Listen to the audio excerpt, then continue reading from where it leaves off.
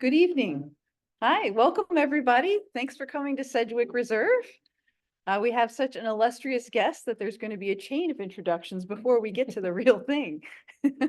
So my name is Heather Constable. I am the director of Sedgwick Reserve. This is a protected area for research, education, and outreach are our primary goals. So I'm going to hand it over to our true hosts, to Marianne.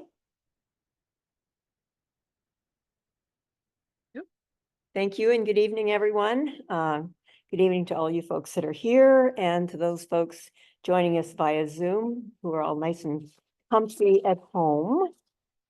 Thank you for joining us. I'm Marian Schlinger, the president of Natural History Society, and this is our 24th year. And on behalf of the board of directors and myself, we send our sincere gratitude to all of our members and friends who support the society with annual memberships and generous contributions throughout the year. We appreciate your support and encourage you to continue. And if you do enjoy these programs and would like to become a member or make a donation, you can check out our website, www.syvnature.org. Our presentation tonight is featuring Dr. Emily Taylor, who will divulge information on secret lives of snakes. A recording of tonight's lecture, as well as other past lectures we have done, are posted, and this one will be posted on our website. For any questions at the end of this presentation, for those of you on Zoom, please note to use the Q&A function. We are winding down our spring season, winter into spring, both field trip and lecture series. This is the last lecture in our spring series. We have one pop-up field trip on June 1st, Gregerson Ranch with Larry Ballard. That's completely filled up in less than 4 hours. We do have a wait list, but basically the trip is full, sorry. Our final field trip on June 20th is Summer Solstice Mindful Yoga and Nature Walk with Lori Burnaby and myself, and is limited to 20 people. Details for this are on our website, and registration opens for members at 9 a.m. on May 23rd and for non-members on June 6th. No prior yoga experience is required. Before I turn this over to Tina, Nikki, will you come up here, please? I would like to present Nikki with an official name tag. She is now our newest member of our board. So thank you. You're now really official. And now I will turn this over to Tina Collins, one of our active and dedicated board members, who was instrumental in arranging to have Emily here with us tonight. She's also heavily involved with programs here at Sedgwick. Tina, take it away. All right. Hi. I have to use this camera, but it's probably not even, it's probably gonna go over the top of my head. Oh, there I am. Thank you. Okay, it's my pleasure tonight to welcome Dr. Emily Taylor. She's a professor of biological sciences at Cal Poly San Luis Obispo, where she conducts research on the physiology, ecology, and conservation biology of California reptiles and amphibians with her students. I knew I'd be okay once I got through that sentence. She has a bachelor's degree in English from UC Berkeley and a PhD in biology from Arizona State University. She describes herself as being obsessed with snakes and is a staunch advocate for improving the public image of snakes, especially rattlesnakes. California Snakes and How to Find Them, you want to hold it up? Is her first popular science book and will be available for purchase and signing following the lecture. It's all you. I want that mic. Oh, you're going to use that? Okay. All right, test. Everyone hearing me well? Yes. All right, well, thank you so much, Tina, for inviting me, and thank you to the Ynez Natural History Society for having me, and the Sedgwick Reserve. I've spent a lot of time here looking at the rattlesnakes of the reserve, both for research and for fun. So I'm really, really glad to be here. Hello to everyone who is watching on home via Zoom. How does my screen look? That it? We're good? No, you're gonna wanna get just the presentation part. Well, we had it right a minute ago and somehow, let's see. Stop share. Maybe this one will do it. That's it. Is that good? Yep. All right. Okay, so I'm really excited to be here tonight to talk to a bunch of snake lovers. So thanks for coming. I'm gonna give you a presentation here that I call The Secret Lives of Snakes, because as many of us here know, snakes are inherently secretive. It's really hard to find them and to learn about them. And that has inspired me, both as a researcher, to try to develop some fun ways to study them. So you're gonna be hearing in the second half of the talk about some of my secret camera research to be able to spy on snakes. But in the first part of the talk, I'm gonna talk about this little number right here, which I'm so excited about and proud of. It just came out last week. So you're one of the first folks to get your hot little hands on it. And talk about why I wrote this book on how to find snakes. I mean, they're secretive, they're hard to find. And so we needed to have a book, I think, to teach people how to find them. So this is really going to be an ode to snakes, a love story to snakes. I'm going to tell you all about why I love snakes, and very importantly, sharing some stories from this book. So I'll do some readings from the book. I will show incredible photos from the book as well, none of which I took. So I'm a professor, a teacher, and I guess now a writer, which is very exciting, but I'm not a photographer. And so I really owe a debt of gratitude to all of my colleagues who allowed me to use their photographs. So some of them may be watching, thank you. And I'll be sharing their photography with you here tonight. So by way of beginning, I would like to ask all of you to take a look at this animal and consider how it makes you feel. What do you think about this animal? Do you think it is beautiful? Do you think it's menacing? Do you think it's ugly? Do you think it's fascinating? I think we can all agree that people are going to have difference of opinion about what this face signifies to them. And as we all know, I think you all know what I think about snakes. And so let's take a look at what one of the fathers of biology back in the 1700s thought about snakes and other reptiles. These foul and loathsome animals are abhorrent because of their cold body, pale color, cartilaginous skeleton. Hint, he was wrong about that, so we can't believe anything else he said.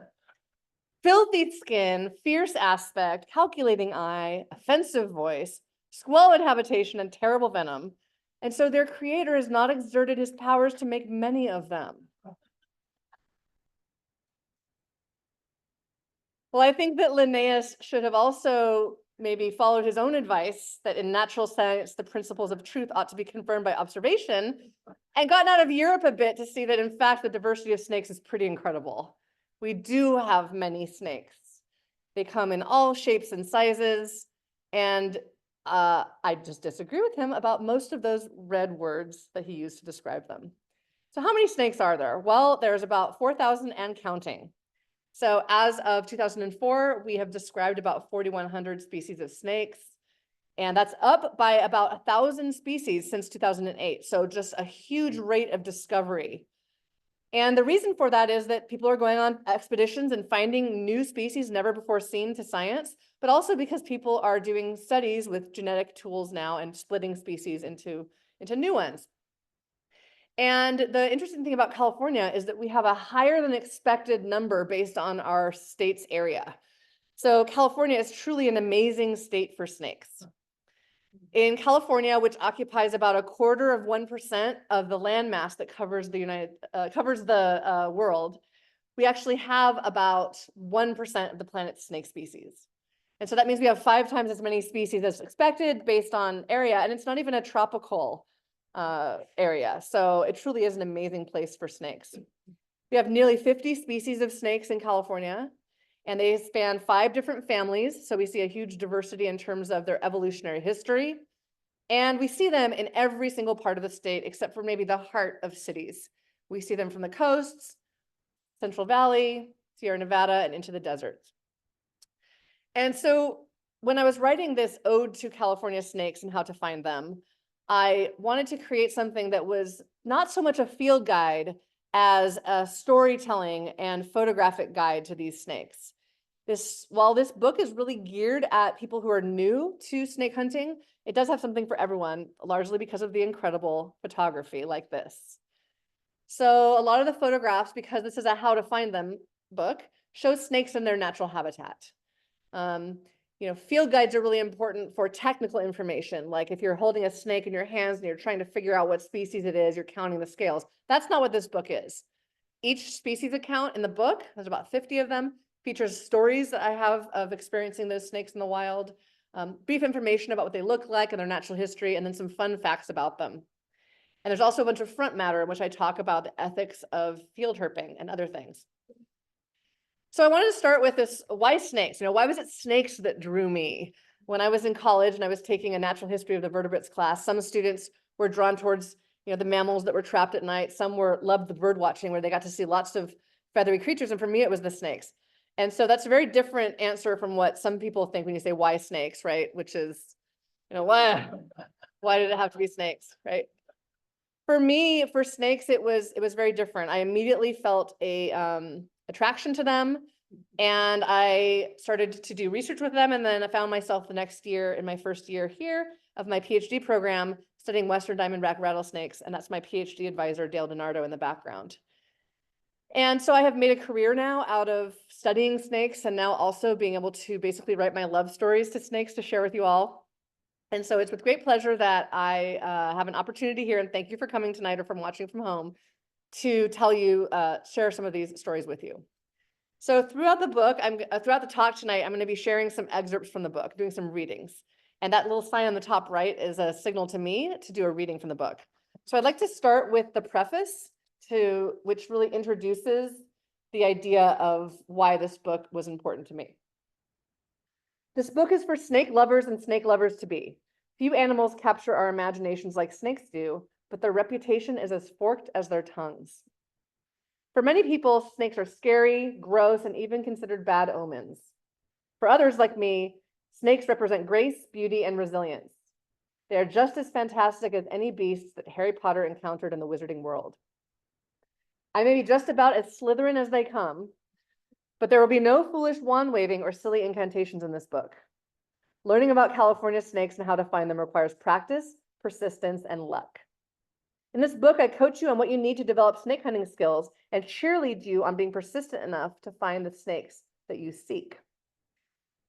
My love affair with snakes began 25 years ago on a class field trip in college when my herpetology professor handed me a California king snake he had found under a log. My vision went dark around the edges as I stared, mesmerized, at the shiny black and white coils of muscle writhing in my hands. From then on, it was a rare log, rock, or piece of tin that I passed without looking underneath it. I was hooked. I now spend much of my time spreading the good word about California snakes in every way I can by teaching my own herpetology students, unlocking the secrets of snakes in my research at Cal Poly, promoting ways to live safely in areas with rattlesnakes, and sharing snake stories wherever I go. So there's more than 50 of these stories in the book, so I can't tell you all. You'll have to read the book to hear about why this very rarely seen, but probably very common Western black-headed snake. It's only about yay big. It looks very diminutive. Up close, it looks totally beautiful. And it's probably the nightmare of many a centipede that it eats. You'll have to read the stories about them in the book, or about this incredibly beautiful but much overlooked two-striped garter snake who is breaking the rules here and not having two stripes on its side, making it all the more difficult to identify. So I'd like to talk now about why snakes. Why was it snakes that grabbed my attention? And the first thing is that snakes are beautiful. This is the cover model for the book, right? And this is a California red-sided garter snake photographed by Marissa Ishimatsu. This occurs up in the Marin County area, north of the Bay Area. Some people think it's a San Francisco garter snake, which is an endangered snake that's related to it, but it's slightly different. The San Francisco garter snake would have a solid red stripes along the side, not the blotches. But these are just as beautiful. And surely color is something that we love about snakes, right? Look at this ringneck snake, another really tiny, diminutive snake that probably is very common. In fact, it's very common in many parts of California, although down here we don't see it as often as we do in Northern California, in my experience, and also in some places in further south. When we do see it, it's incredibly beautiful. These colors are more than just beautiful, though. They mean something, right? And so this is where I have a signal to do another excerpt from the book on what the story is, or what's the deal with the color in that ringneck snake. Okay.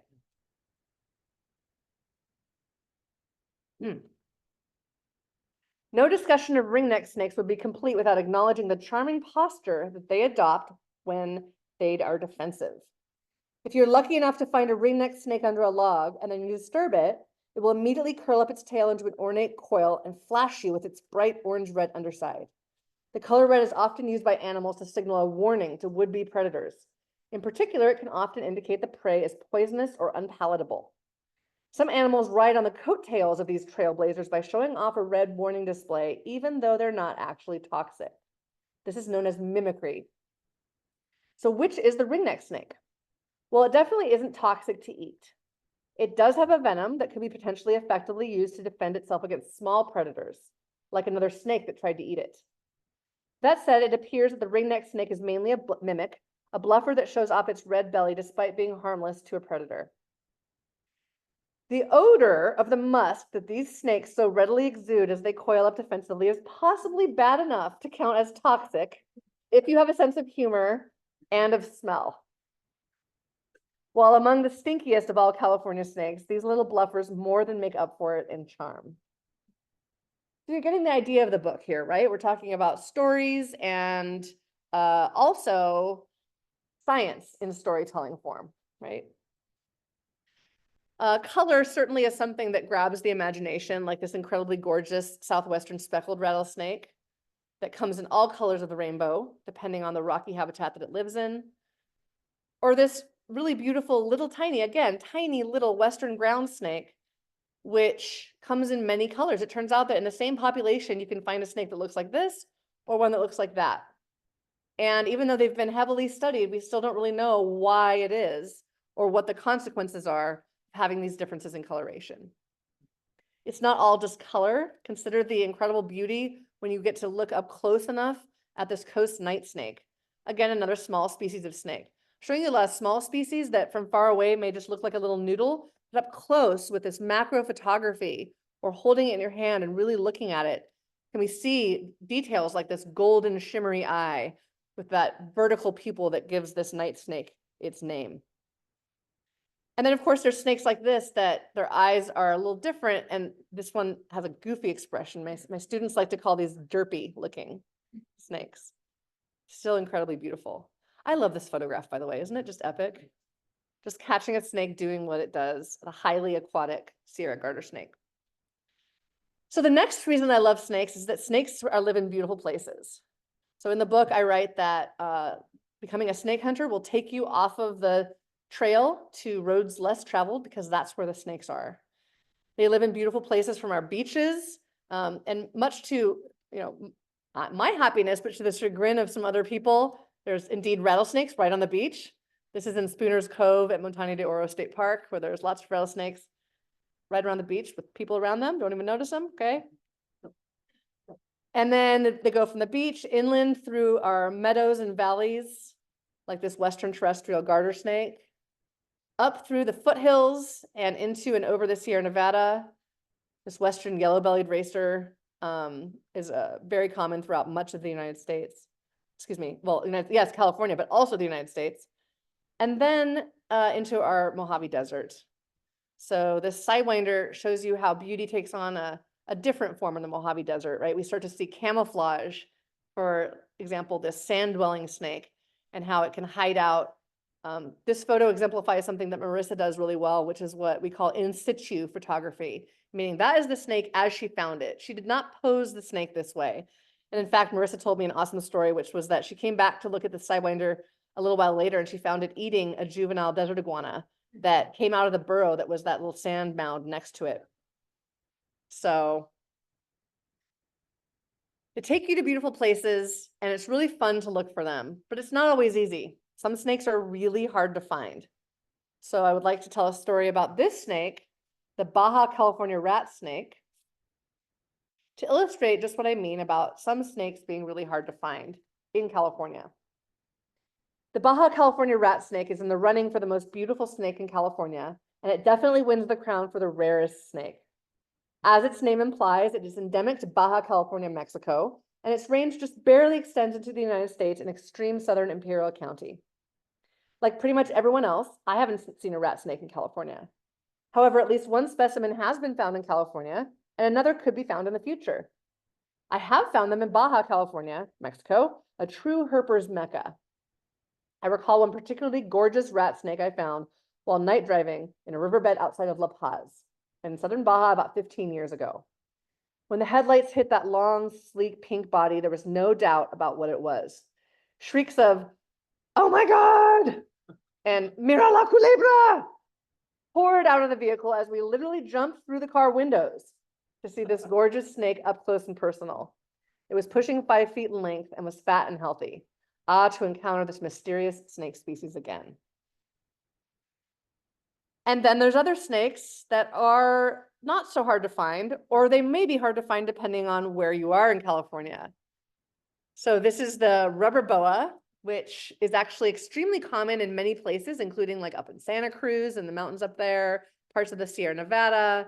Sometimes you can't, you turn over a log and you might find multiple ones underneath it. But where I live in SLO County, they have this kind of mystery behind them because they are alleged to live in one place, Montaña de Oro State Park. And there's rumors about them living there forever, but no one had gotten a specimen. And it would be really important because it would provide information on this connection between some of the rubber boas that only live in some mountaintops in Southern California and then these northern populations. And so frustratingly, over the 20 years I've lived in Cal Poly, I basically live there, in San Luis Obispo, 4 people have sent me photos saying, "Look at this snake from Montaña de Oro." And I said, "Did you catch it? Because we need DNA." "No, we didn't. It's the state park, Emily. We're not going to catch the snakes." Good job.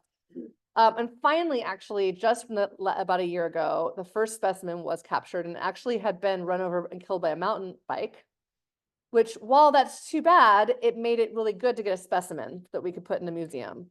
And so we were able to get that DNA and send it to UCLA and pickle that specimen and send it in. And they haven't run the data yet, so we don't know, but it was like, it's going to be really important for the biology of rubber boas. That's all to say that these are hard to find where I live, not everywhere. Oh, incidentally, this specimen, when I was dissecting it for to fix it, it had 7 eggs in its belly of alligator lizards. That was pretty cool. And snakes also can just be in our yards. They can be just right all around us. So down here, if you live in the Santa Ynez area, you don't have this snake, but just not too far to the north, we do have this snake. And some people don't even know, because if they're gardening and they dig up this tiny little snake about yay big, they think it's a worm because it looks and acts much like a little worm. But if you look at it closely, you'll see those beautiful scales, that adorable little face that says, no, this is a snake, and it's called the common sharp-tailed snake. So I would like to talk about this common sharp-tailed snake because it fascinatingly lives all throughout the northwestern part of our country, but the southernmost distribution is right where I live. Okay. About a year ago, actually about 3 years ago, it was a year ago when I wrote this, it takes a while to get published. I moved to a lovely rural unincorporated area outside of the town of Santa Margarita in San Luis Obispo County. Unbeknownst to most of its residents, Santa Margarita has the honor of being the southernmost city home to sharp-tailed snakes. Here in Santa Margarita and in many similar towns all the way up to Canada, sharp-tailed snakes are commonly found underneath logs and within the soil of most backyards. I begin and end each day literally surrounded by subterranean sharp-tailed snakes. Though for some inexplicable reason, they're absent around my workplace a mere 10 miles to the south. I am nerdy enough to ponder deep questions about the ways of sharp-tailed snakes on my daily commute. Where exactly is the southernmost sharp-tailed snake? Why don't they occur further south? What eats all the slugs south of Santa Margarita, if not sharp-tailed snakes? Do slugs have big parties with conga lions because they don't need to worry about these fierce predators? And then later in the account, I try to talk about what everyone wants to know, which is why the sharp tail? Finally, I know most of you are wondering what the purpose of the sharp pointy tail is. Well, I would love to report that they stab predators with it. That does not appear to be the case. They may use it to help anchor their bodies in the soil as they attack prey, but this is merely a hypothesis, and it remains a mystery like most aspects of sharp-tailed snake biology. One person on social media concluded that the purpose of the pointy tail is, quote, to look metal as heck, end quote, and I cannot disagree.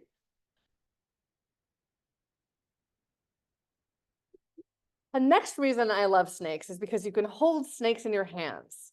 I think for many of us, this was what really attracted us to snakes, was the idea we could pick one up and look at it. Those birds that flew away and I saw like some tail feathers, I didn't have that kind of connection with them, okay?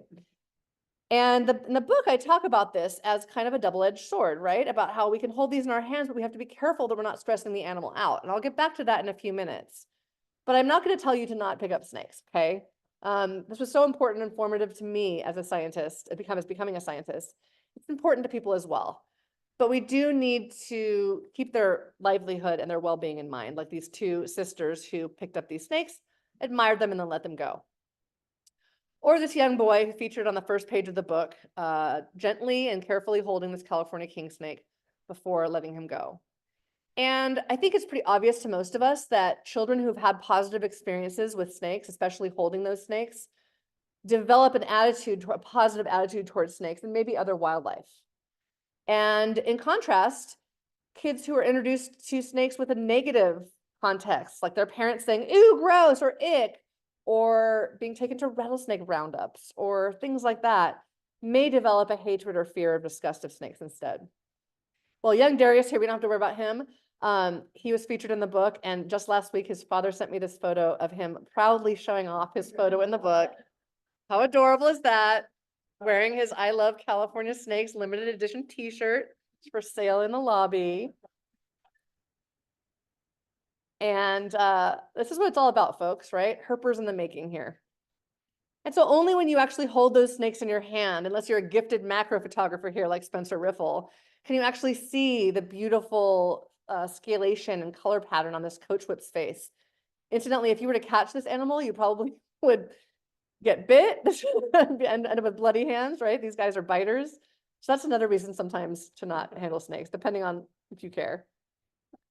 Look at this animal, my gosh, right? Seeing this animal up close, you just can't resist it.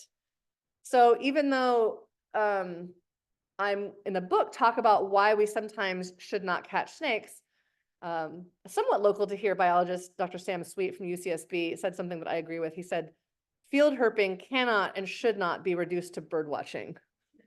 We need to get these in our hand.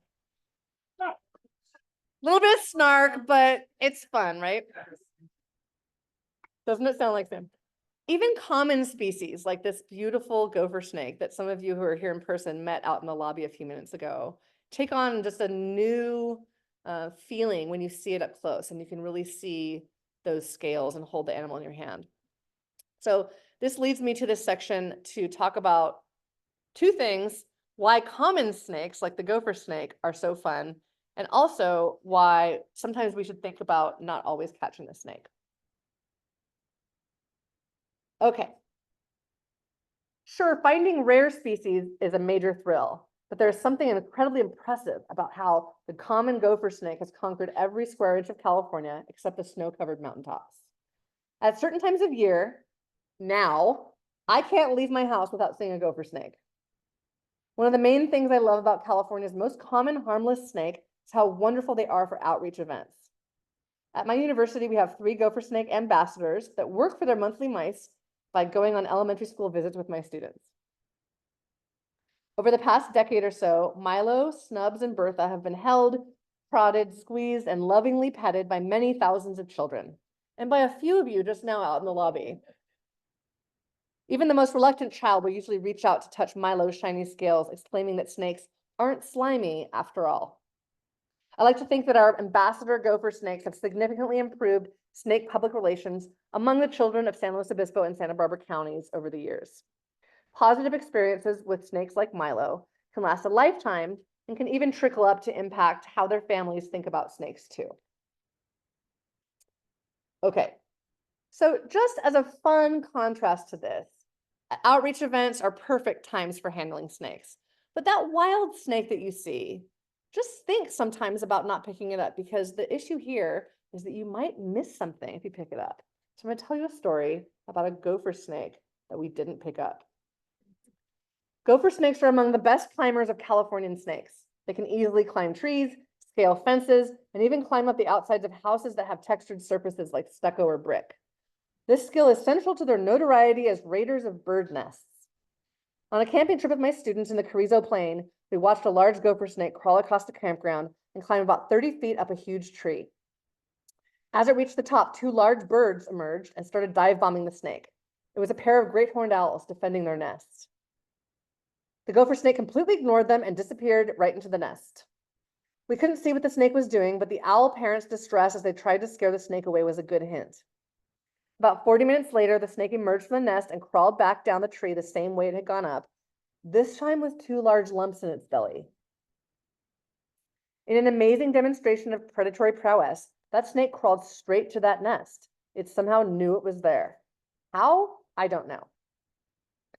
Owls regularly feed on gopher snakes, grasping and tearing them with their huge talons. Why didn't the owls try to catch and kill the gopher snake this time? A move that could have resulted in them feeding the snake to their chicks instead of the reverse. I don't know. One thing I do know for sure, when my students first saw that gopher snake crawling across the campground, their natural urge was to run over and pick up that snake to admire it. Instead, we decided to watch the snake to see what it would do. No matter whether you're on Team Owl or Team Snake, the power of observational experiences to connect us deeply to wild creatures in their natural environment cannot be overstated. Leave snakes alone and watch them. You never know what you will see. Speaking of leaving snakes alone and watching them, let's turn to that part of the talk. So in the book, I talk about the fact that rattlesnakes should always be left alone and admired from a distance, except by highly trained individuals who are touching them for a reason. And that said, we can observe these animals from a distance and appreciate them, even if we don't like them. Rattlesnakes deserve our respect, not our fear. That said, I absolutely love rattlesnakes. They hold a high allure for me. And so California has about 7 species of rattlesnakes, including this is theoretically a subspecies that is related to the rattlesnake that we have here, a subspecies of the western rattlesnake. Down in Southern California, there's the incredibly beautiful red diamond rattlesnake, which has the dubious distinction of being the only protected species of rattlesnake in California. That's because it barely gets into like San Diego and Riverside and Orange counties. And of course, there's just a lot of homes being built there and habitat destruction. And so these animals are at risk. And then look at this incredible Panamint rattlesnake. Like its closely related cousin, the southwestern speckled rattlesnake, these animals tend to match the color of the rocks that they live in. Not because they go into the rocks and change their colors to match, but because of through millions of years of natural selection, the ones that match the rocks were the ones that get left behind to pass on their genes. But for all of this fancy rattlesnakes that we have in California, the one that lives right here on the Central Coast, and indeed the one that's most familiar to people because it lives all up and down the coast and inhabits all of Northern California and the Central Valley, is the Western rattlesnake. You may have also heard this as the Southern Pacific rattlesnake down here, the Northern Pacific rattlesnake up there, or the Great Basin rattlesnake. Those are all different varieties of the Western rattlesnake. This animal is near and dear to my heart because I've spent so much time with it. So I'd like to spend a little time with you on the Western rattlesnake. And this is my last excerpt from the book, but never fear, the talk isn't almost done. I have to tell you stories about spying on snakes after that. Choosing a favorite snake for me is like asking a parent to pick a favorite child. Nearly impossible, but we all know there is one. That's not in the book. I just like to add sometimes. The expected answer might be the most striking, beautiful snake. And on some days, sinuous snake beauty is indeed the most compelling draw for me. However, as a biologist, I have a more nuanced view of what it is to like or indeed to love wildlife. Beauty matters, sure, but more important is the feeling I have when I encounter a snake in the wild. It's the thrill of the hunt and the greater thrill of finding a snake. It is watching their interesting behaviors, which I might have missed if I had interfered with them by prodding them or capturing them. It is their success in persisting in high numbers, even in areas where people persecute them. And this braid of connection is strongest for me with the western rattlesnake, which I confess is my absolute favorite snake. I have uncovered hundreds under tin boards at junk piles. I have radio tracked hundreds of my students over the years, including right here at Sedgwick, getting a chance to peer into their private lives for months or even years. I've rescued hundreds from yards where, if not for me, animal control officers or homeowners might have beheaded them with shovels just for daring to exist. With familiarity comes understanding and affection. The western rattlesnake, like other rattlesnakes, is unfairly vilified and sensationalized by nearly everyone. The truth is that this species, which is notable in California because its wide range and high density, means that it's the rattlesnake species that most often comes into contact with people. It's actually a gentle snake that wants nothing to do with us. In fact, it does us a great service by controlling rodent populations that, if left unchecked, would denude our plants, eat our crops, and spread disease. Western rattlesnakes can live for decades, have complex social lives complete with friends and family members, and give live birth to pups that they protect from predators during the vulnerable period before their first shed. The sheer volume of my experience with these beautiful snakes has bred in me a strong affection and an urgent need to share what I know about living peacefully with western rattlesnakes. So moving into the next shorter section of the talk, I just want you to observe this photo and think about what we're looking at here. Clearly we see a baby rattlesnake with an adult, and there's also another baby below it at the bottom if you didn't see that one. And if you were to walk up and see this snake as a snapshot, what would you guess was the relationship between these snakes? What's that adult snake to the babies? Parent, maybe a mother, right? Because we know that mother rattlesnakes hang out with babies. We've known for a while that they care for the babies.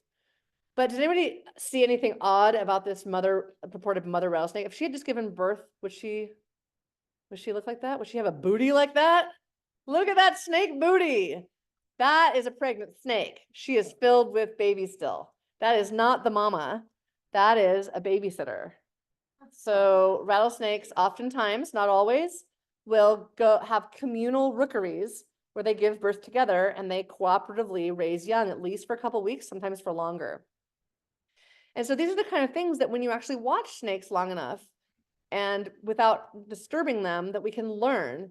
And it's one of the many things that tends to move people, right? We actually did a study recently to test whether people are moved by the idea of mother rattlesnakes hanging out with their babies. And the answer is yes. Interestingly, especially women. I thought that was fascinating.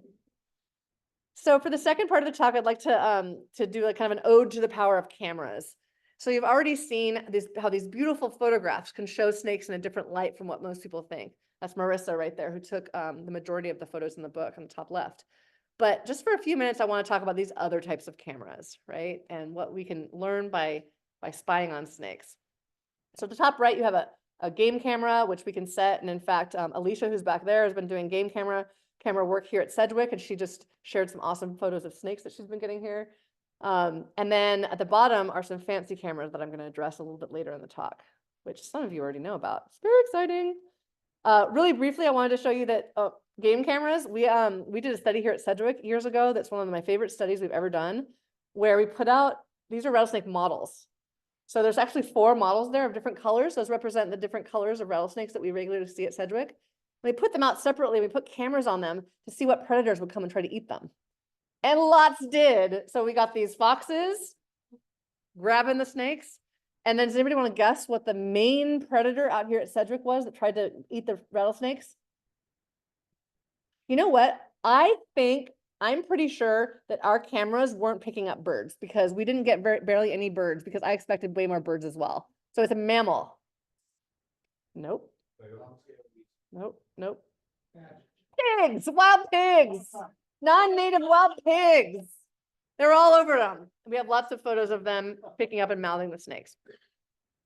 But anyway, I did want to talk about the power of photography and cameras. And so this is a regular photo, but as we move into this section on cameras and what we can learn with fancy photography, I wanted to also just show you that as part of my outreach methods, in addition to these beautiful photos, I like to hire cartoonists to turn these into cartoons that people can enjoy. So here you can see the mother rattlesnake that is the logo for my community science project, Project Rattlecam, that you'll hear about in a little while, modeled after those. And this is something that we are learning a lot about on these cameras. I mean, it's adorable, right? Okay. Okay, so story time, folks. These are time-lapse cameras that were set on a rattlesnake den and rookery, so where the pregnant females hang out with their babies in Colorado. And when we came back and got these photos from the camera after a year of them being there, we saw all kinds of fun stuff, right? So what you're looking at here is in the middle, there's a big adult rattlesnake with a bunch of babies around them, which is really cool to see. But what was neat is that the camera would go every 5 minutes. And so we'd see one in like this, and then you'd see 5 minutes later, there was one where you see a couple raindrops. And whenever we saw those, we got really excited because we knew that the next one, 5 minutes later, was going to be this. All the snakes turning themselves into little bowls to drink off of their own backs and off of each other. And so the place where this is in northern Colorado is incredibly dry and it's high elevation. The animals only have like a 4-month active season in the summer. The rainwater is the only water they get and they go crazy for it. And so we've had our cartoonist come up with an adorable cartoon to show this. And again, part of the reason we do this is because of the sounds that you all just made, right? It evokes wonder, it evokes cuteness, it evokes all these things that are important to trying to settle the score a little bit and undo some of the damage that what I call smut sensationalist TV has done to hurt our relationship with rattlesnakes. Okay, so I'm going to show you now a video that was taken by a secret camera, special kind of secret camera by my colleague, Rulon Clark. So what you're going to see here is a regular strike. This is a kangaroo rat in the desert, and you can't even see the sidewinder until, oh boy, there it was. And so, if you blink, you would miss it. But now Rulon has another camera off to the side of this snake, so it's going to be a different angle. And this is a high-speed camera. So now we're going to slow it down so that you can see it. Now we can see that sidewinder really well. This is also complete dark, so this is an infrared camera, actually. So they don't see the light, but we can see them. Whoa, can you believe what that kangaroo rat did? And so that kangaroo rat was possibly, I don't know if it got envenomated or not, but you all saw how it kind of jumped and twisted out of the way and then kicked that snake in the head. Well, everyone's always talked about how the kangaroo rat locomotion is to be able to jump through the desert. Well, we've now discovered using this camera, this photography, Rulon Clark has and his students, that there's another function, which is to kick snakes in the face, possibly.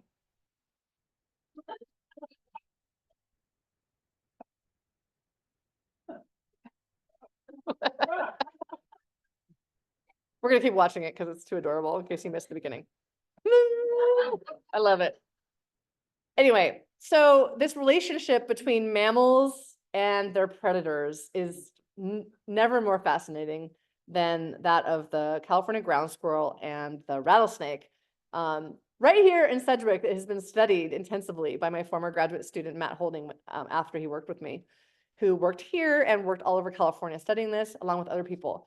So these animals are locked in a kind of an eternal arms race, an eternal war, where the rattlesnake eats the ground squirrels, especially the babies, but the ground squirrel also has evolved resistance to rattlesnake venom.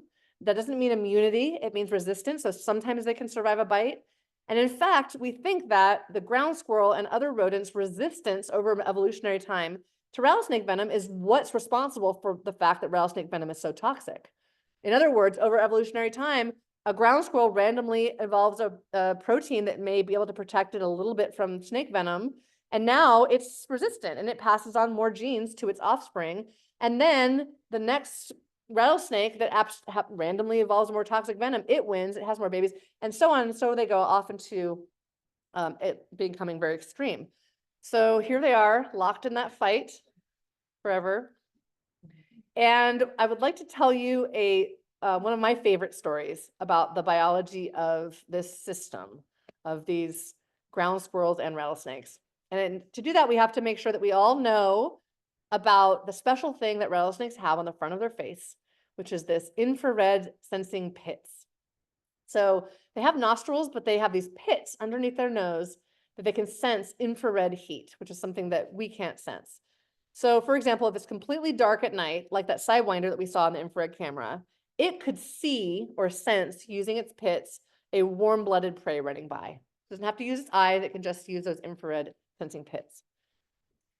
And so I think that for many years, scientists, we'd go out and observe things and we would only observe them within our visual spectrum or within what we could hear or pathetically what we could smell or taste, because let me tell you, it's almost nothing.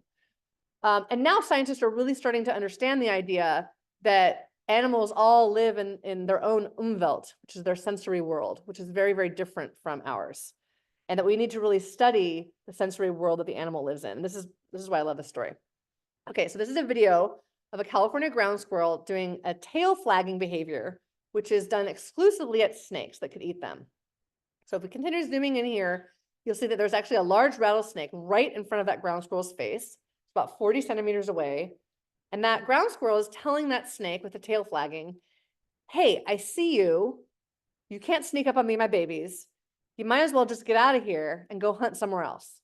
And indeed, Rulon Clark's research has shown that if the ground squirrel is tail flagging, the rattlesnake is more likely to get up and go somewhere else to hunt. So it's a good behavior for that squirrel. Well, ground squirrels also do this tail flagging behavior at other snakes that could eat them, like adult gopher snakes.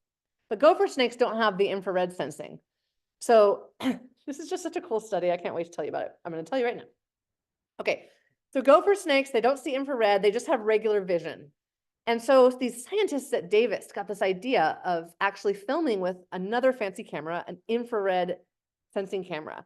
So in other words, it wasn't like the ones with the sidewinder that used infrared to be able to see at night. This one is showing what we would see if we had infrared sensing vision. So in other words, we're seeing heat. So there's the ground squirrel's warm body, right? The ground squirrel is tail flagging at that gopher snake. It's waving its tail, but there's basically no heat signature from that tail. As everyone see that? It's invisible. Guess what the ground squirrel does when you switch it to a rattlesnake? That ground squirrel knows instinctively that that rattlesnake can see in the infrared, and it opens up its tail blood vessels and shunts warm blood to the tail. So when it's tail flagging, it's basically got a lightsaber in the face of the rattlesnake. Boom, boom, boom. Which is just absolutely incredible, right? That it knows to do this. And so what looks like the same behavior to us looks totally different in the Umwelt of the rattlesnake. So 1 point to the ground squirrels on doing that, to try to thwart these rattlesnakes, but sometimes they lose, right? So let's talk about snakes here after all. Ground squirrels do form a very important part of rattlesnakes' diets, including here at Sedgwick and on the Central Coast elsewhere. And just a fun fact before I go into the last part of the talk, which is that as part of the research of one of my graduate students, Haley Crowell, who did work down here at Sedgwick as well as around other sites in the Central Coast, she had to figure out that she was looking at the energy budgets of rattlesnakes. So she had to figure out how many calories were in a California ground squirrel. It's another story about how she did that. But the answer is it's about half of a Chipotle burrito with sour cream. And the really amazing thing here is that her studies showed by data collected here at Sedgwick and other places that an adult rattlesnake, so about a meter-long male rattlesnake, only needs to eat about one of these every year just to maintain its body weight. I mean, that's absolutely shocking and incredible, right? They have such low metabolic rates. They're so efficient that any extra ground squirrels, because they do eat more, will get turned into snake fat or growth, or if it's a female, into new snake babies. And so just as a fun comparison between the two main animals that people might worry about when they go out, and so there's a warning sign on your trailhead, right? The adult mountain lion needs about 4,000 calories a day. It's a teenage boy, basically. 1.5 million calories a year. Rattlesnakes only about 500 calories per year. Just absolutely amazing. So thank you everyone for staying with me. We are now to what I am most excited about, partly because I'm just excited about this in general, but also because of the time, the exciting announcement I have for you all. Which is that as I was out in Colorado at that big den where there's lots of snakes, lots of rattlesnakes and rookery, bunch of pregnant snakes all together and studying them. I was also watching this Cal Falcon Cam, which some of you might know about, is a live streaming camera that is on a a peregrine falcon nest on the Campanile Tower at UC Berkeley. I'm a Berkeley grad. And it just hit me one day. I was like, you know what? We have lots of nest cams, but we don't have a rattlesnake live cam. We need one of those. And we also, I mean, obviously it'd be fun, but also to show people rattlesnakes behaving as they naturally do and not defensively. And, you know, like I said, no sensationalist smut. And so we did it about 3 years ago. We installed the first ever live streaming camera on a rattlesnake den and rookery. This was a small one up in SLO County. And I'm going to show you some footage from that before I tell you the fun announcement. But I do want to note that this was way harder than putting a peregrine falcon nest on the Campanile, nest cam on the Campanile was. They just plugged it into campus Wi-Fi, plugged into power and went go. This is in a remote area, so this whole thing is solar charged, solar powered. That's all custom built casing with like GPS anti-theft trackers in it. And it is also streamed cellularly, so it's also expensive. And this whole thing streams via an app called Cam Streamer live to YouTube, so we can just interact with people live. People can ask questions, and very fun is that this camera doesn't just sit there. It has remote pan, tilt, and zoom. So I can be on my laptop anywhere in the world, and I can tell it, zoom in on this snake. Somebody on YouTube can say, hey, can you zoom in on that snake over there? And I can do that. It really makes people feel like they're there. And of course, we get to see the behavior of the snakes when we're not harassing them, right? So not only is it important in terms of showing people their natural behavior, but also even those of us with the best intentions, if we go up there and watch, the snakes are going to be like, what are you doing? You know, they don't act normally when we're around. So here's some snapshots for you. So here's a female rattlesnake. She's a pregnant female rattlesnake, and she's doing something called a body bridge, where she starts to curve her body around and swell her body up. And so that is a sign that she's irritated. So when we saw this, we're like, uh-oh, what's she annoyed at? There's something that's coming that she's annoyed at. And we assumed maybe it was a predator coming in from the outside. There was something walking up that she was getting ready to defend herself against. And as we kept watching and watching, we were waiting for that predator to come up. And I want you to keep an eye on this, because we then very quickly realized that it was actually coming from inside the house.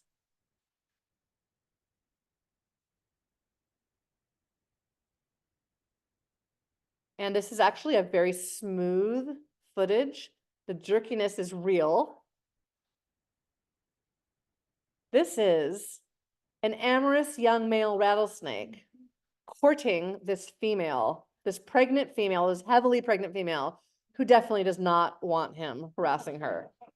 And we saw a ton of this. And this isn't something that we knew before, because when most of us go out and look at snakes, we can't say that's a pregnant snake necessarily. We don't know these snakes. Whereas me and my students were naming these snakes, watching them over time. We knew from watching them, from their patterns, which one was which.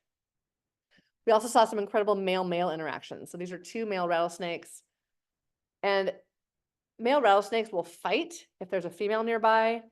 And I've got my whole career, I saw this once for like 10 seconds, and then this was live on the live stream.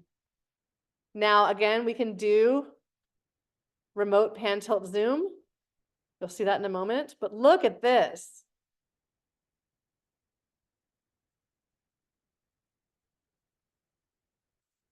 And so normally we'd be zooming out right now, but actually this is fun. We were at an outreach event controlling the camera, and my grad student Owen right there, who was showing you the snakes earlier, was like holding a snake trying to show it to someone while he was madly trying to run the camera over here at the same time. So the pan out was a little bit delayed, but you'll see it in just a minute. I think you just did see part of it. We can fast forward a little bit too. There it goes. So you can see Owen controlling it. And we just watched these guys go at it off and on for several hours throughout the day. So just a really special thing. Something about seeing it live is really amazing. We saw some unwelcome visitors show up. There's a rattlesnake in that crevice. If Here comes a striped racer, which eats baby rattlesnakes, which may be hiding inside. Now watch. Ah! Sorry, dude. Just kidding. As the rattlesnake chases him out. And in summer 2022, after months and months and months of a terrible drought, as you all might remember, we got a 1 day of rain. It was a Sunday morning, I remember, and this pregnant female rattlesnake came out and was joyously making herself into a teacup and drinking water off of her back, which we all got to watch online. Look at her little cheeks fill up as she sucks the water off of her back. And in a moment, I'm going to speed it up now so you can see what it looks like as she continues to do this over time. Isn't that adorable? I mean, it's adorable. People like this, right? Like we know that people like to watch them drinking. And so it's a very good outreach mechanism. And then of course, the thing that everyone wants the most, which is to see the babies. Here was a baby rattlesnake's appearance. And here it is crawling over to hang out with this female who you might have thought was the mother, but we know it's not the mother. That is Macaroni, a pregnant female rattlesnake. She's still pregnant. We know it because we watch her all day, every day. She's also holding out her rear end, much as like a pregnant woman who's very close to her due date is going to be like, ugh. That is a posture that pregnant female rattlesnakes do. Now watch what we get treated to. Don't take your eyes off that baby as it curls up with its, I don't know, auntie, babysitter, whatever we want to call it. Keep watching.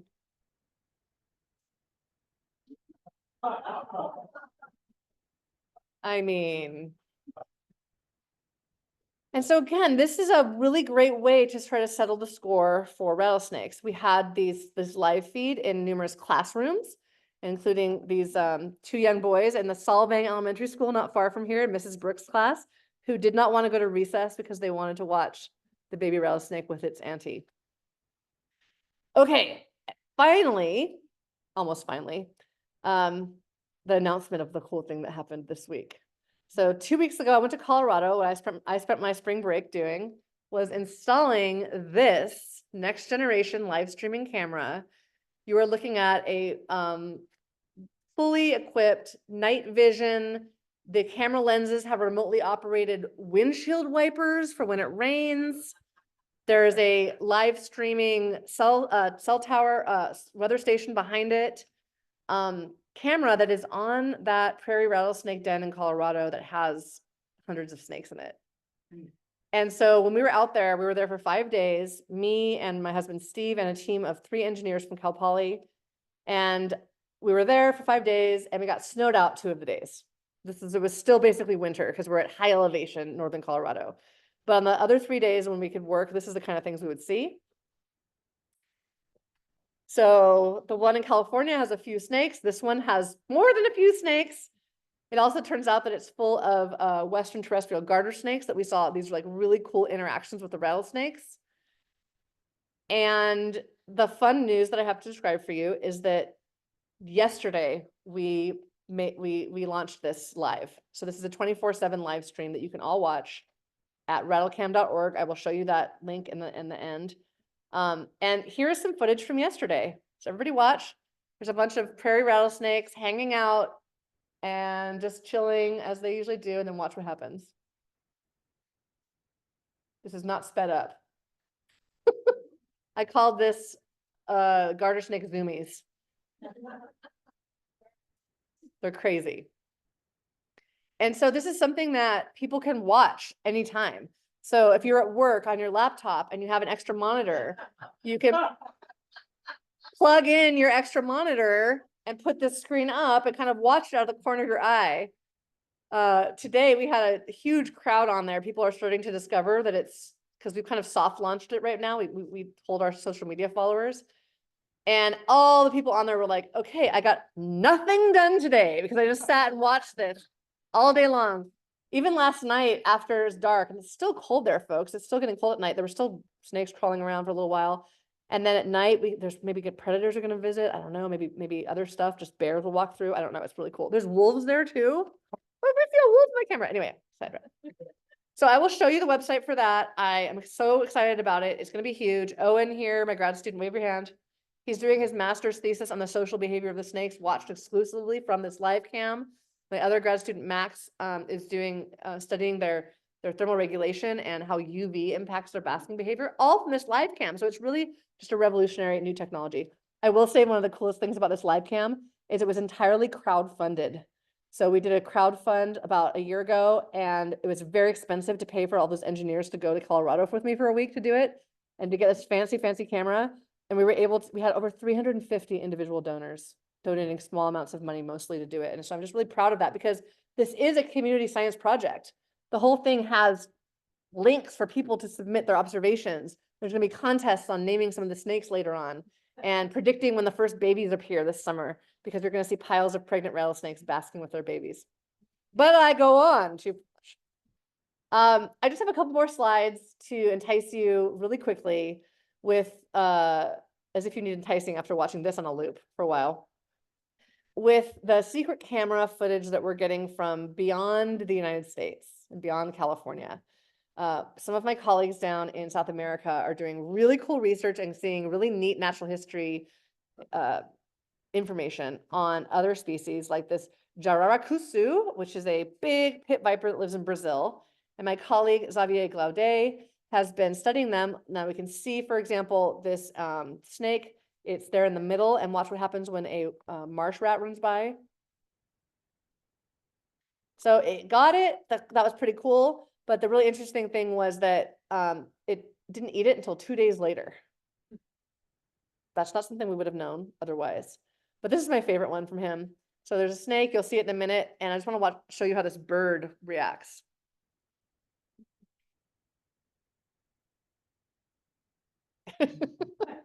So the bird found the snake, didn't like it, but now watch what the bird comes and does.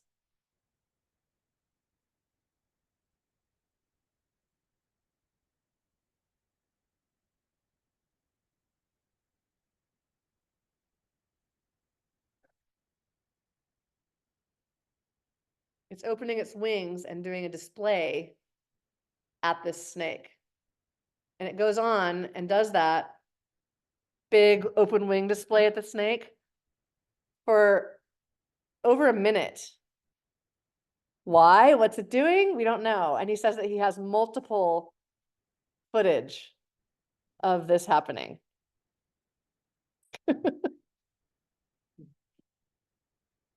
This guy, the Chocoan Bushmaster, aka the Wascama, my husband Steve and I got to go to Ecuador to go to the Choco and see this snake about 2 months ago. And my colleague Maria Elena got the most amazing footage of a radio tagged one. She put the camera on it just like Xavier did, and she is looking at it. And I just wanted to show you, this is a funny one. This is my last one. I'm ending on a really funny one because this camera was on the snake, but look who came down from the canopy. So look at the snake in the background. What do sloths come down to the ground for? To poop. So she just randomly got a sloth pooping, and look at the snake. The snake's like, what's going on over there? I mean, it's just hilarious. I don't know. I could just watch that forever. Okay. So I just have a couple thank you slides here. Thank you, first of all, to everyone for coming. I think we all know when this photo was taken by my colleague Josh Wallace just last week, the Northern Lights.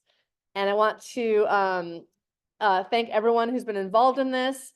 Just a few people to call out. Again, thank you to all of you for inviting me tonight, and to all the photographers and all of my students and my collaborators and everyone who has really helped me with all of this. I hope that some of you will be interested in reading this book and recommending it to others. So I do have, for any of you who haven't gotten it yet, I have books out in the lobby for sale. I also have this fabulous limited edition t-shirt, I Love California Snakes, modeled by my very handsome husband right there. Which we made these snakes, we made these t-shirts to go with the book. I don't know if you noticed, but the artwork is like a bunch of native California snakes in places in California where they live. And my artist friend made those. We made those as a fundraiser because in addition to, you know, my job at Cal Poly, I have, many of you might know that because you're here local on the Central Coast. I have a snake relocation business called Central Coast Snake Services there on the left or on your right. And that business is, we provide free snake relocation out of people's yards in all of Santa Barbara and San Luis Obispo counties. And so the way that we do this is by relying on donations.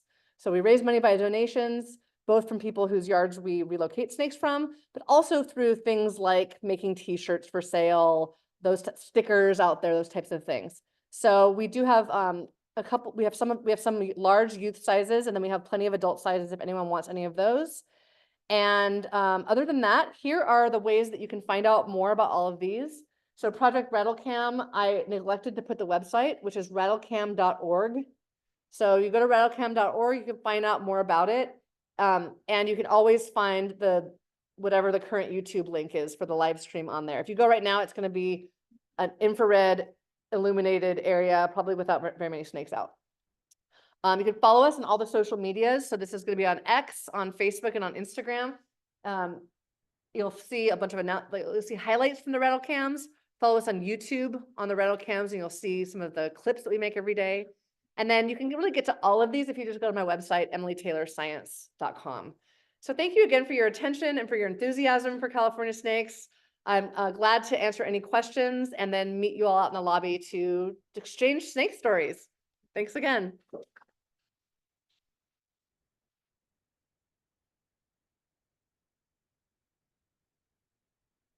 Questions? Yes. In addition to the western rattlesnake, what other snakes should we be able to find here at Sedgwick? The question was, in addition to the western rattlesnake, what other species of snakes should you be able to find here at Sedgwick? Well, this book will tell you all the ones you can get. Perfect, yes. So the most common ones you're going to see here are going to be gopher snakes, California king snakes you'll see now and then. You'll see things like probably occasionally a coast night snake, striped racers, which are speedy ones. Let's see what else you have. You'll probably see ringneck snakes occasionally. No coach whip. No coach whip here. They're going to be in the Central Valley. I'm trying to think what else. What else, Owen, do we have around here? What's gopher snake? Yeah, those are the main ones you'll see. There's a few other species that can be, garter snakes, I should say, near some of the water areas. You'll find several species of garter snakes. So yeah, those are the main species you'll see around here. Yes, yes. I have two questions. Yeah. Okay, first, when you get the ante taking care of the young or snuggling up, is there a chance or is there any way you can get DNA to see if you have familial selection like you do, for instance, in acorn woodpeckers, groups working together? Second question is off topic, but you mentioned startle or warning colors, so brilliant orange. One of the things that seems really strange to me is how exacting a copy of the Cow Mountain king snake is in terms of its patterning to the coral snake, but their ranges do not overlap at all. Is it simply warning? What do you make of that? I'll answer your second question first. So the second question was about the idea that the mountain king snake has a kind of a similar color pattern to a coral snake, except that their ranges don't overlap at all. And while you're correct about their ranges of the California mountain king snakes not overlapping with coral snakes, which are only going to be the closest ones are in Arizona, there is some overlap between their species of mountain king snakes and coral snakes. And so that system, which is in the southeastern Arizona Sky Islands, has been studied extensively. For example, Chiricahua Mountains, you have mountain king snakes up high, coral snakes down low, and a small area of sympatry. Lots of studies on that have shown that you do not need to have the model sympatric to the mimic. You can have mimics that are not in the area of the model. And it has to do with lots of reasons. It has to do with the fact that a lot of the predators are mobile, they move. Exactly. It has to do with the idea that sometimes the color red takes on a significance of its own, whether that's from the coral snake from some distant evolutionary ancestor or something else. But the research has basically shown that even the predators that live in a place where there's no coral snakes are still sensitive to that color pattern. So you do not need to have the model to develop fear of the mimic. It may be the color itself independent of the coral Well, snake, it's not or just the that, fact yeah. it's migrating and Yes, a member of an lots of association. reasons why. Yes, exactly. Thank you. And then your first question, remind me what it was. Oh, Families, yes. So this question was one that I love. I hear it I've gotten it a few times, and it's just a great question, which is the aunties or the babysitters, are they actually aunties? Are they maybe related to these babies? Or in other words, do these rattlesnakes that live at these rookeries, are they related to one another? Do they actually have a cooperative breeding that might be some sort of kin selection? And the answer is maybe, and we are pursuing that. So not the place where we have the rattlesnake live stream right now, but one nearby where I did extensive research in the past with the time-lapse cameras. That place has like probably 1,500 rattlesnakes at this one den. And we went out in 2020 and we collected and marked 375 of them in a month. And every time we go up to drop them off, there's ones without marked rattles. I mean, it was crazy. So anyway, they all had unique color codes in their rattles. Long story short, we have DNA from all of them. The DNA is all being processed right now. Owen here has been doing social network analysis based on the colors that were identified by community scientists online, by the way, to be able to say, are there specific snakes that hang out with each other more often? And if so, hopefully, can we detect if they're more closely related? So your question is kind of the holy grail, would be to learn that. Now, with our current study, we're not handling those snakes. We're completely hands off. No one goes there. No one's allowed to go there. We're just watching them from afar. But from our other studies, we do hope to answer that question. Yes, check it out. Let me get a couple in here. Sure. Okay, we have a couple of comments from Zoom. Jackster House says, I've been having a live stream up since yesterday. I love it. I love looking over and seeing these snakes while I work. I love it. Yes, thank you. It's so great. And Susan King says, this has been fabulous. Thank you so much. And she also has a question. How do we change the views of the demonization of both rattlesnakes and wolves? Our species is such a challenge to our world. Oh, I agree with you right there. And of course, as everyone guesses, I mean, this isn't something that, we could have workshops that would last, for a whole semester with my students on this to try to talk about this. My parents are big wolf advocates. And so we spend a lot of time talking about that and how both wolves and rattlesnakes have their own problems with people in the sense of being villainized. And it's really, really difficult. I will say that with rattlesnakes, we know some of the ways because we've just studied them. So if people are interested, if they go to emilytaylorscience.com and then go to my Cal Poly website, we have all of our publications there, including a recent one that's all open access. It was published about 3 weeks ago in PLOS One, where we went out and we tested what messages change people's mind the most. And so we showed them movies about rattlesnakes, helping to take care of mice and doing things that are important for us. Or we showed them a movie about the rattlesnake friends and families and the mothers of the babies. And we looked to see what that did. And the answer was that those things helped, and it depended on the person. Right? Women were more likely to be impacted by the friends and family and mother stories, whereas older people were more likely to be impacted by the ecosystem services stories. And interesting other things happened, like some people who said that they had certain religions were least likely to be impacted at all. They're like, we hate snakes. So very interesting. Just we need to have all this follow-up research to find out why this is, right? It depends. So we're starting to learn how and why. I will say that the book has a section about why rattlesnakes are important, and it has those talking points, some of which I mentioned today. One of the important ones that I mentioned in the book that people don't necessarily know is that we now have a number of drugs on the market that derive directly from rattlesnake venom, including like a drug that many people in this room may know someone who's been treated for blood clots or who has a stent who's been put in their heart. They may be taking a drug and not even knowing it. It's made from rattlesnake venom. And because of our anti-venom that can successfully treat snake bites now in the United States, rattlesnake venoms are now saving more lives than they're taking. And so I think that's slowly going to be changing the discourse about rattlesnakes, because I want everyone to think back to when your parents or grandparents were growing up, like, in the prior to the 1950s. If someone was bit by a rattlesnake, they're in big trouble. There was no anti-venom, and it could be really bad outcome. If not death, then disability. It was bad. So that cultural transmission of the fear of snakes gets passed down to people, but it's starting to be broken now as that the medical risks are lower. Now, not to say that a rattlesnake bite is not serious. It is. Avoid it at all costs. However, it's not the death sentence or disability sentence it used to be. Anyway, don't get me started. Is that from Susan at home? Don't get me started, Susan. I will go on forever about this. I'm going to cut myself off. Thank you. Yeah. Have you done any studies on the venom of the snake, how it changes by the size of the cages? The question was, have I done any studies of the venom of the snake and how it changes based on the size, the age of the snake? So I'm not much of a venom biologist. I try to study just the snakes themselves. However, I have co-authored several papers on venom that were done here at Sedgwick by my former graduate student, Natalie Clonch, who we did studies here that looked to see whether stress impacted their venom composition. And the answer was no. And so regarding your question about age and size, et cetera, I am familiar with that, that literature because many of my colleagues and former students went on to study venom in detail.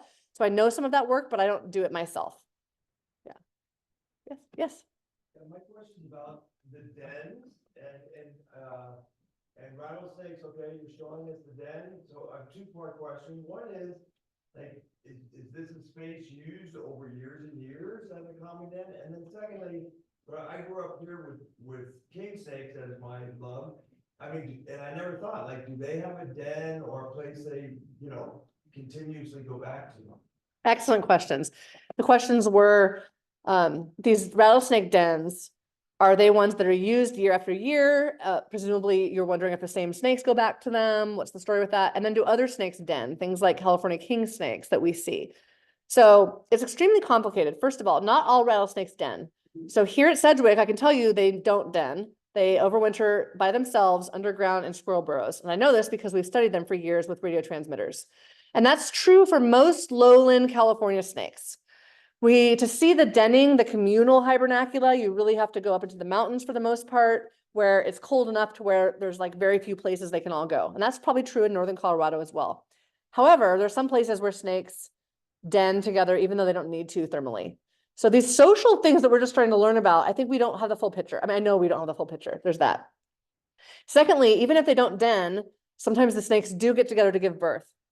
So in San Luis Obispo County, the snakes there don't spend the winter together, but they do get together. And again, not everywhere. Most of the females give birth by themselves, but in this one spot, they all get together. Why there? I don't know. So there's all these hypotheses about why. And that's one of the things that Owen is studying, right? Is it because they like to? Is it protection from predators? Is it because they can ball up together and lose less water across their skin? Is it because they can share heat together? Like, what are the reasons why? Those are all the things. Now, finally, king snakes. So generally no, with a big asterisk on there, which is when you find denning rattlesnakes, you often find other snakes that will den with them.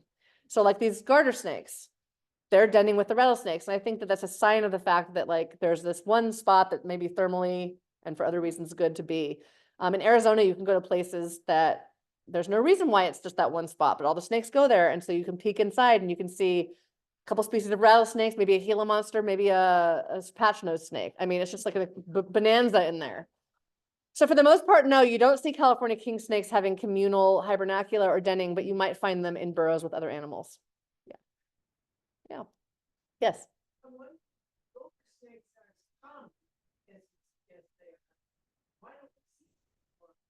I see. Oh, the question was, if we don't see if gopher snakes are as common as I say they are, why don't we see them more often? I see them all the time. May is like gopher snakes everywhere. Oh, and you saw 2 of them killed on the freeway on the way down? Yeah, they're just moving around right now like crazy. So the only thing I can imagine is that all snakes have these hot spots, right? They're just naturally, and your neighborhood must not be a big hot spot for some weird reason. I know, maybe that's why. Maybe that's why. Yes, sir. About the young rattlesnakes not being able to control their venom. That's a myth. That's correct. That's a myth. Does that stem from like, I was wondering, are young rattlesnakes more defensive? Does it feel more vulnerable? So the question that this young man had was, he has heard that it's a myth, which you're absolutely correct. The myth that young rattlesnakes can't control their venom, that's not true. I mean, you're right, it's a myth. It's not true that they can't control their venom. They can control their venom. Their bites are not as dangerous as those from adults. They're still dangerous, but a bite from an adult is worse than a baby. Everything you heard before about that is all wrong. And your question was really, where does that stem from?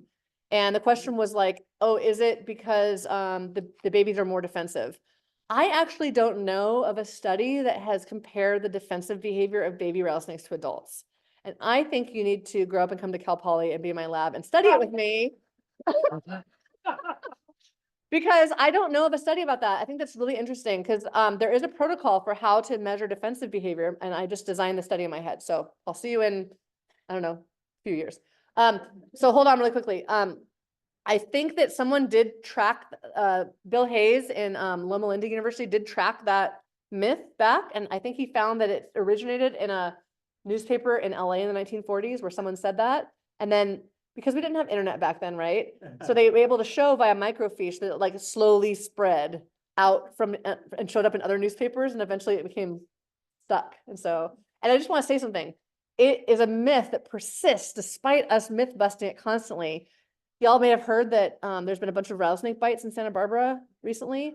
Well, there was like 2 news articles last week that both of them, the head of the ER said the baby rattlesnakes can't control their venom. And I don't know if y'all saw, but that disappeared from the articles because I was like, so we're gonna close that. You had a second question. Together to mate, 'cause I have seen like, it was either 3 or 4 rattlesnakes at one, like, I think it was a brown squirrel burrow at the edge of the field. And one was really big, and there were 2 like smaller ones. Very cool. And, so I'm wondering, are, is it like females and males? Are they coming together to mate? Yeah. Are they denning? Yeah. Do you remember what time of year it was?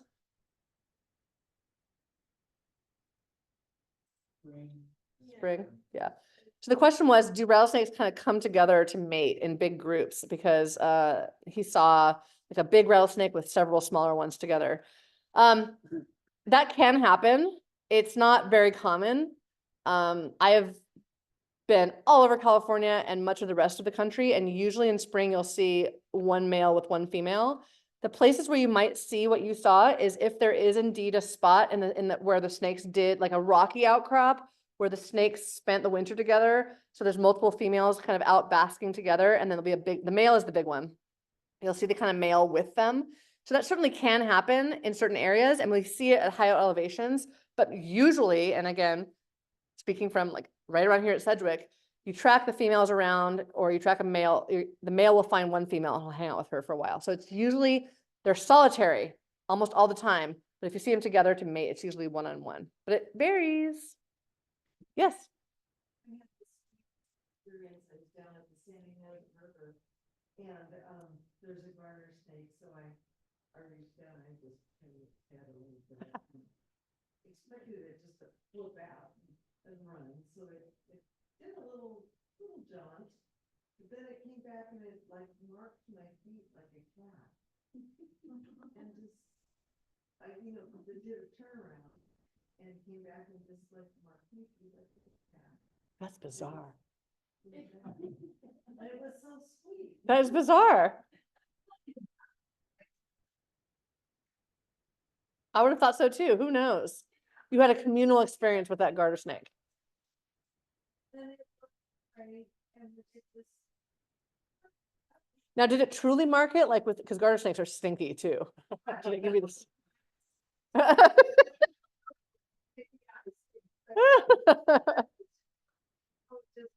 went around my shoes like a cat would do within your house. That's so cool. Who knows what it was doing? Yes. Thank you for sharing your story. That's awesome. We've got 2 questions. Yep. Yep. Okay, this is from anonymous attendee. Is it, what degree, college degree, would you recommend a young person wanting to be a herpetologist to go for? Biology, zoology, ecology, something else? I'm 25 and haven't been to college yet, but I would love to become a herpetologist. Yes. Any of those. Honestly, so yeah, well, I mean, 25 is very young.